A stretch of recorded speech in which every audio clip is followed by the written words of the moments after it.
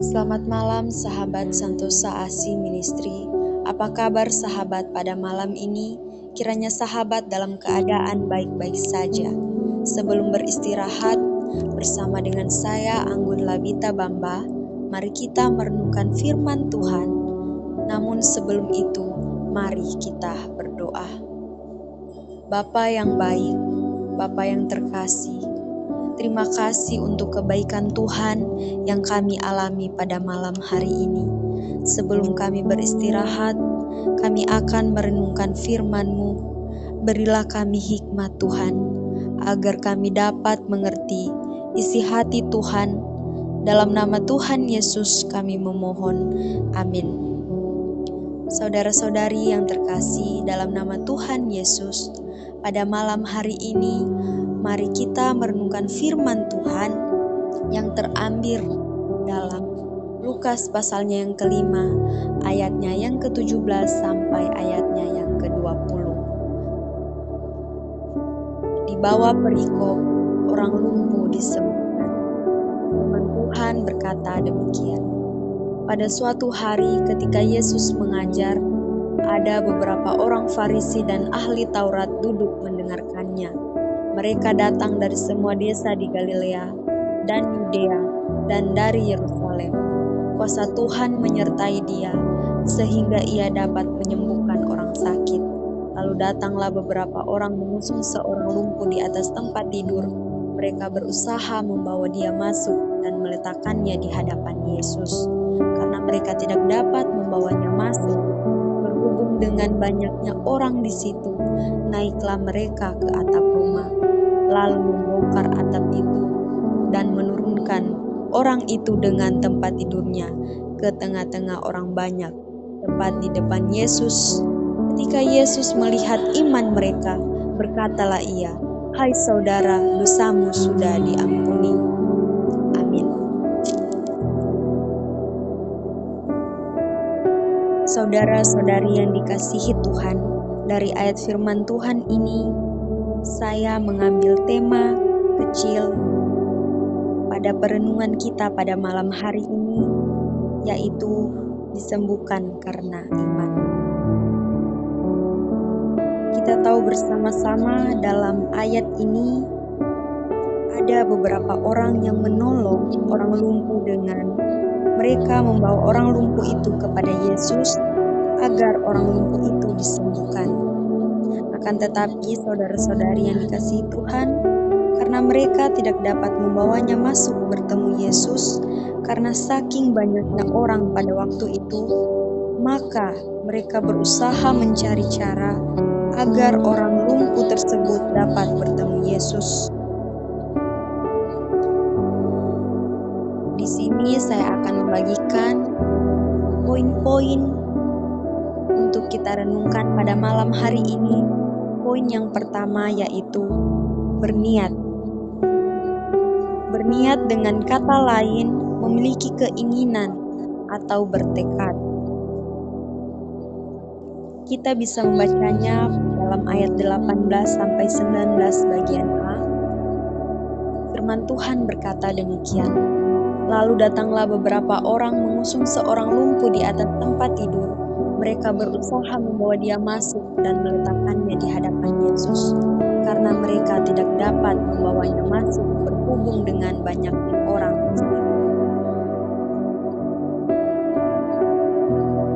Jika mereka tidak memiliki keinginan untuk menolong orang lumpuh agar dapat disembuhkan oleh Tuhan Yesus, maka orang lumpuh itu tidak akan dapat sembuh.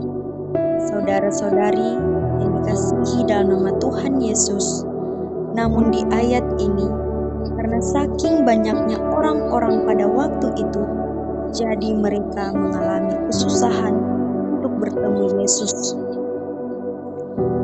Karena saudara-saudari, kita tahu bersama bahwa ketika Tuhan Yesus mengajar, pasti banyak orang yang mengerumuni dia.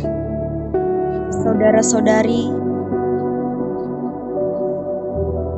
ini adalah salah satu rintangan yang dihadapi oleh orang-orang yang bersama membawa orang lumpuh itu. Saudara-saudari yang dikasihi Tuhan, bagaimana dalam kehidupan kita? Mungkin ketika saudara-saudari punya keinginan mencapai sesuatu, namun ada saja rintangan yang harus dihadapi. Mungkin kita mengalami masalah ekonomi yang tidak mendukung, lalu kita merasa malas. Bagaimana kita dapat mendapatkan berkat jika kita malas? Dan kita tidak mau berusaha untuk mendapatkan sesuatu yang kita inginkan. Akan tetapi saudara-saudari yang dikasihi Tuhan, di dalam perenungan kita pada malam hari ini, bersama-sama kita belajar untuk memiliki niat serta keinginan jika kita ingin mendapatkan sesuatu. Terkadang kita sering mendengarkan perkataan orang lain. Ketika kita mendengarkan perkataan orang lain, lalu kita menyerah tanpa berniat untuk mencobanya dulu, dan kita tidak berusaha, maka kita tidak akan dapat mendapatkan hasil yang kita inginkan. Seperti usaha orang-orang yang membawa orang lumpuh kepada Tuhan Yesus.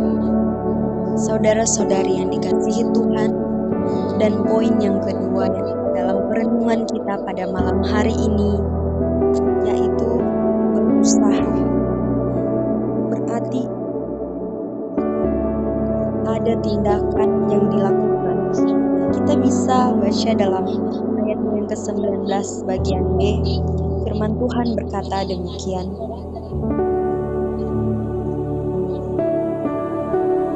Naiklah mereka ke atap rumah, lalu membongkar atap itu dan menurunkan orang itu dengan tempat tidurnya ke tengah-tengah orang banyak tepat di depan Yesus. Saudara-saudari yang dikasihi Tuhan, dari ayat perenungan kita pada saat ini,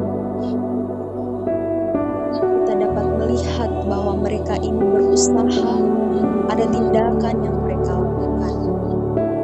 Tindakan seperti apa yang mereka lakukan? Yaitu dengan naik ke atap rumah dan mereka membongkar atap itu. Lalu mereka menurunkan orang lumpuh itu bersama dengan tempat tidur ke tengah-tengah orang banyak tepatnya depan Yesus. Seperti yang telah kita bacakan tadi pada ayatnya yang ke-19 bagian B. Dari tindakan yang mereka lakukan, tidaklah sangat mudah saudara-saudari. Dari bacaan ini kita bisa tahu dalam mencapai suatu tujuan, agar tujuan itu tercapai, maka marilah kita harus berusaha dan bertindak. Karena setiap kita berusaha, pasti ada tindakan yang harus kita lakukan. Saudara-saudari yang dikasihi Tuhan, jika kita sudah berusaha dengan tindakan yang sudah kita lakukan, maka percayalah saudara-saudari, hasil tidak akan mengkhianati usaha. Saudara-saudari yang dikasihi Tuhan, poin ketiga dari perenungan kita pada malam hari ini, yaitu beriman. Kita bisa membacakannya pada ayatnya yang ke-20. Firman Tuhan berkata demikian. Ketika Yesus melihat iman mereka, berkatalah ia, "Hai saudara, dosamu sudah diampuni." Jadi saudara-saudara, beriman berarti kita percaya. Kembali lagi mengenai orang lumpuh.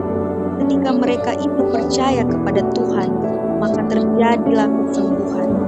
Orang lumpuh itu disembuhkan oleh karena iman mereka percaya kepada Tuhan Yesus. Saudara-saudari yang terkasih dalam nama Tuhan Yesus, begitu juga dalam kehidupan kita. Jika kita berserah kepada Tuhan, kita percaya. Jika kita berserah kepada Tuhan, kita percaya dan menyerahkan diri pada rencana dan pimpinan Tuhan, maka saudara-saudari yang dikasihi Tuhan, usaha yang kita lakukan tidak akan sia-sia karena kita berserah, yaitu kita dengan berdoa kepada Tuhan.